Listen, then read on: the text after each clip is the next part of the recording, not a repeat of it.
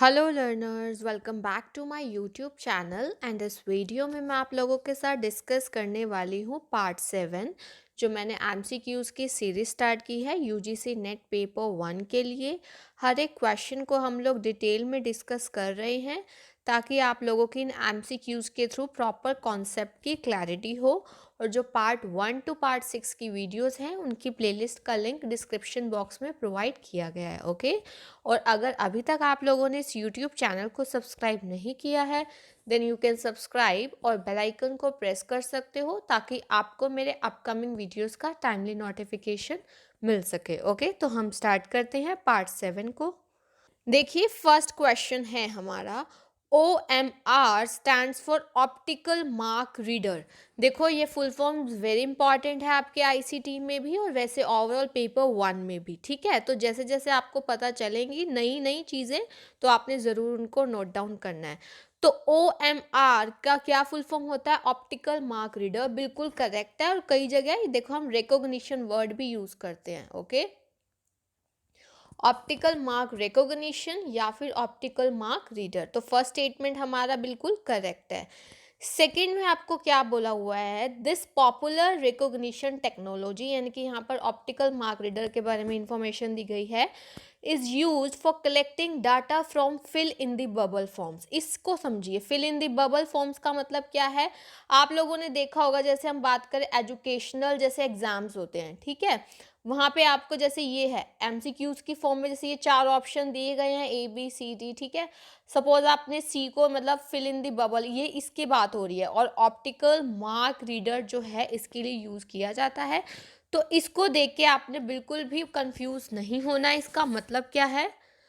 इसका मतलब यही है, fill in the bubble forms का मतलब ये वाली टेक्नोलॉजी आपने देखा होगा आपके एमसीक्यूज वगैरह की चेकिंग के लिए ऑप्टिकल मार्क रीडर टेक्नोलॉजी का यूज़ किया जाता है।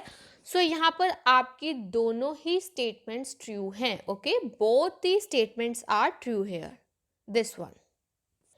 नेक्स्ट है हमारा question, which of the following is not true regarding nominal scale of measurement.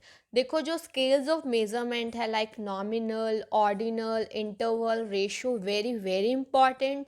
उनके आपको फीचर्स पता होने चाहिए, उनसे रिलेटेड मैच द फॉलोइंग में क्वेश्चन आ सकता है, उनके डायरेक्ट क्वेश्चन आ सकता है। तो जो चीज़ें आपको लगता है कि बिल्कुल इम्पॉर्टेंट है, और हर चीज़ के बारे में वैसे तो आप लोगों को पता होना चाहिए, और जो भी कॉन्सेप्ट करते हैं डीप में ही करना चाहिए ताकि उससे रिलेटेड अगर क्वेश्चन आता है तो आप अच्छे से अटेम्प्ट कर पाएँ। ठीक है, तो अब आपको यहाँ पे कुछ स्टेटमेंट्स दी गई हैं, आपको बताना है कि इनमें से कौन सा ट्रू नहीं है, किसके regarding? Nominal scale of measurement के रिगार्डिंग। तो फर्स्ट दिया हुआ है, in nominal level of measurement variables are differentiated by their namings. बिल्कुल ऐसा ही होता है। अगर मैं बात करूँ नॉमिनल स्केल्स की तो उसमें क्या होता है, वेरिएबल्स को कैसे डिफरेंशिएट किया जाता है? नेम से। ओके, जैसे अब इसका नाम ही नॉमिनल है तो इससे आप रिलेट कर सकते हैं, यही मीनिंग है नेमिंग से। बिल्कुल फर्स्ट स्टेटमेंट तो बिल्कुल ट्रू है। ठीक है, सेकंड है, these variables have no order और hierarchy associated with them। देखो, इन जो हम बात कर रहे हैं नेमिंग्स की, इनमें जो हम बात करते हैं कैटेगरीज वगैरह जो दी जाती है, इसमें ऐसा नहीं होता कि ऑर्डर दिया जा रहा है या रैंकिंग दी जा रही है। ये ध्यान रखना, ये जो सेकंड वाली लाइन है ये हमारी ऑर्डिनल स्केल से रिलेटेड है। ठीक है, ऑर्डिनल स्केल में ऑर्डर और हिराके प्रोवाइड किया जाता है, तो ये यहाँ पर नो वर्ड यूज हुआ तो बिल्कुल करेक्ट है। ठीक है, उसके बाद थर्ड देखिए, these variables have minimum 2 divisions such as male और फीमेल, येस और नो। यानी कि मिनिमम 2 डिविजन्स तो होते ही हैं कैटेगराइज करने के लिए, जैसे मेल फीमेल हो गया, येस और नो हो गया, तो बिल्कुल करेक्ट है। तो ये जो नॉमिनल स्केल ऑफ मेजरमेंट के बारे में तीनों बातें यहाँ तो करेक्ट की गई हैं। तो हमसे पूछा कौन सा ट्रू नहीं है, तो हमारा आंसर क्या आएगा? नन ऑफ दीज हमारा इसका आंसर होगा, क्योंकि सारी बातें सच हैं। नेक्स्ट है हमारा question, which of the following is related to the use of internet to make phone calls.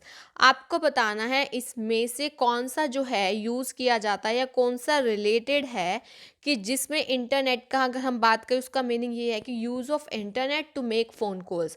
तो आपको यहाँ ऑप्शन दिए गए हैं VoIP, सेकंड है URL और थर्ड है फाइबर ऑप्टिक केबल, फिफ्थ है नन ऑफ दीज। तो देखो आप लोगों को सबसे पहले तो इन दोनों की फुल फॉर्म्स भी पता होनी चाहिए, क्योंकि जब हमें फुल फॉर्म क्लियर हो जाती है तो आधा क्वेश्चन तो हमारा ऐसे ही सॉल्व हो जाता है, क्योंकि फुल फॉर्म में उसका मीनिंग भी छुपा हुआ होता है ना।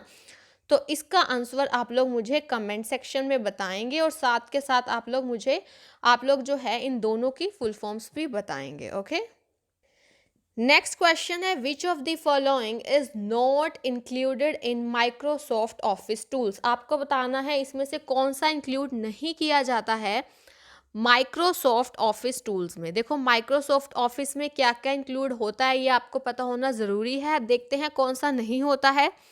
तो देखो वर्ड, MS वर्ड होता है, बिल्कुल होता है। MS एक्सेल भी होता है, MS पावर पॉइंट भी होता है। ये तो तीनों के तीनों ही इंक्लूडेड होते हैं।